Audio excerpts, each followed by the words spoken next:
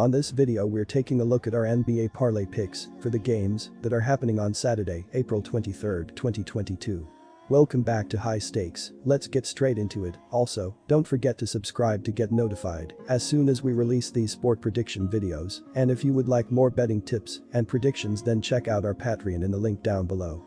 Our new Patreon is a way for us to help you improve your chances of making more money. 5 plans are available for each and every one of you. You can get 30 extra betting picks all the way up to 500 extra betting picks per month. Stop wasting hours of your time searching for bad betting picks that ends up costing you a lot of money.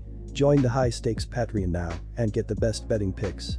Our first parlay pick is Toronto Raptors vs Philadelphia 76ers. Toronto Raptors +3. 76ers are averaging 115.7 points on 51.5% shooting and allowing 103 points on 45.1% shooting. Joel Embiid is averaging 27.7 points and 2 assists, while Tyrese Maxey is averaging 26.7 points and 3.7 assists. Tobias Harris is the third double-digit scorer and James Harden is dishing 10 assists. The Philadelphia 76ers are shooting 46.2% from beyond the arc and 83.3% from the free throw line. The Philadelphia 76ers are allowing 37.1% shooting from deep and are grabbing 42 rebounds per game.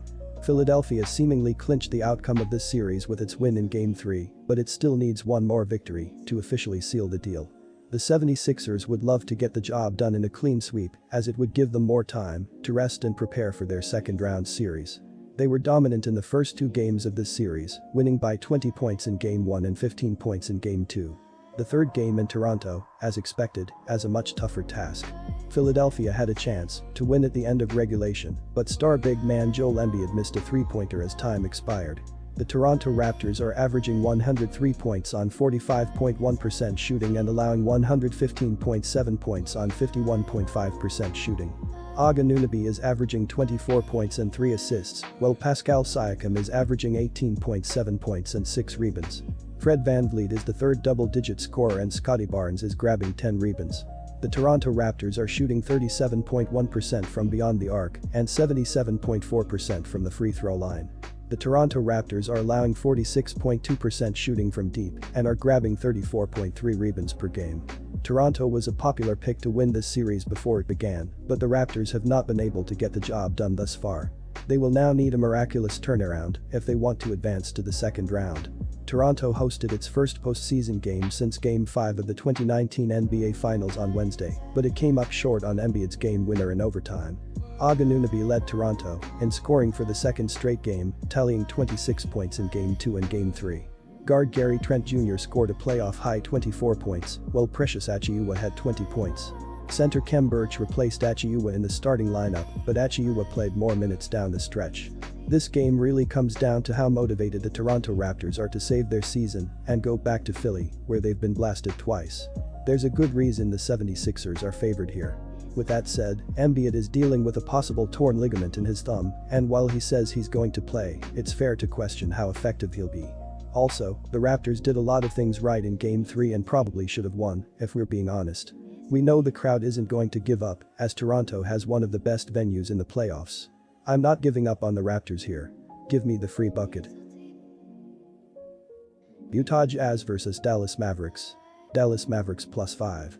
And here is why. The Dallas Mavericks are averaging 109.7 points on 45% shooting and allowing 107 points on 48.3% shooting. Jalen Brunson is averaging 32 points and 5 assists, while Spencer Dinwiddie is averaging 19.7 points and 4.3 rebounds. Maxi Kleber is the third double-digit scorer and Reggie Bullock is grabbing 5.3 rebounds. The Dallas Mavericks are shooting 40.5% from beyond the arc and 79.5% from the free throw line. The Dallas Mavericks are allowing 34.2% shooting from deep and are grabbing 32.3 rebounds per game. Dallas has been a good bet against the spread at 48-36-1, while covering in 5 of its last 7 games, including the last 2 in this series. Overs are only 33-51-1 for the Mavericks, but the last 2 games have gone well over the betting total.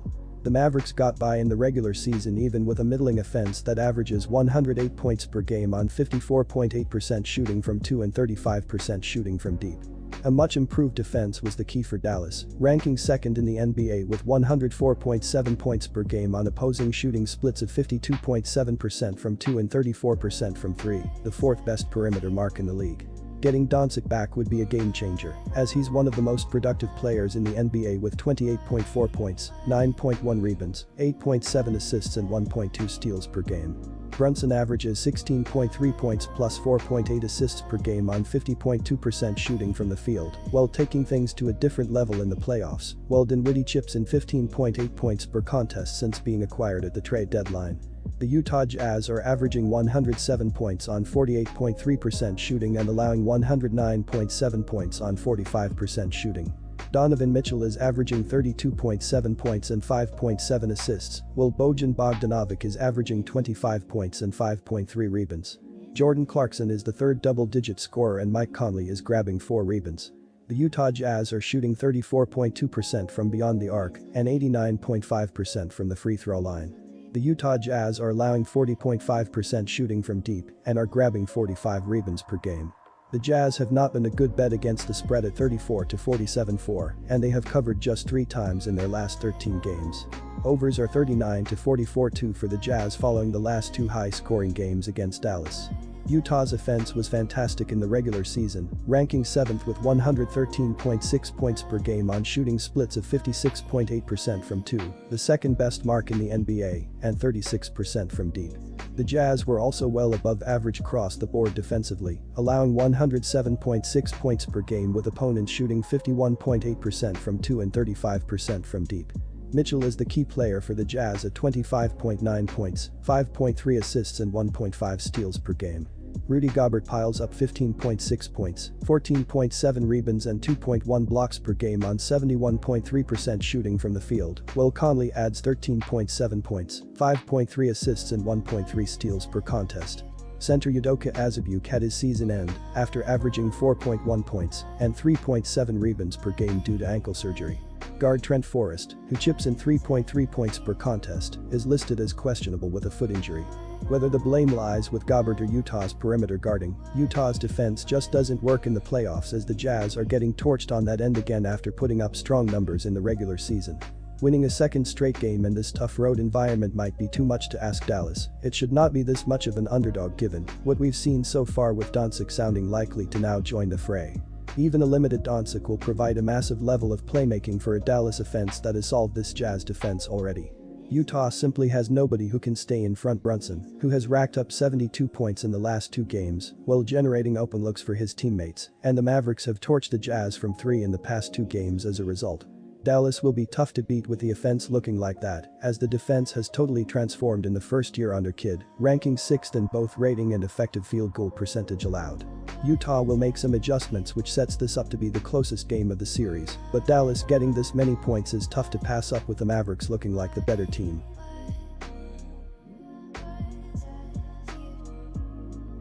Disclaimer, no financial advice. The information on this channel is provided for education and informational purposes only, without any express or implied warranty of any kind, including warranties of accuracy, completeness, or fitness for any particular purpose. The information contained in or provided from or through this channel is not intended to be and does not constitute financial advice, investment advice, trading advice or any other advice. The information on this channel and provided from or through this channel is general in nature and is not specific to you the user or anyone else. You should not make any decision, financial, investment, trading or otherwise, based on any of the information presented on this channel without undertaking independent due diligence and consultation with a professional broker or financial advisory.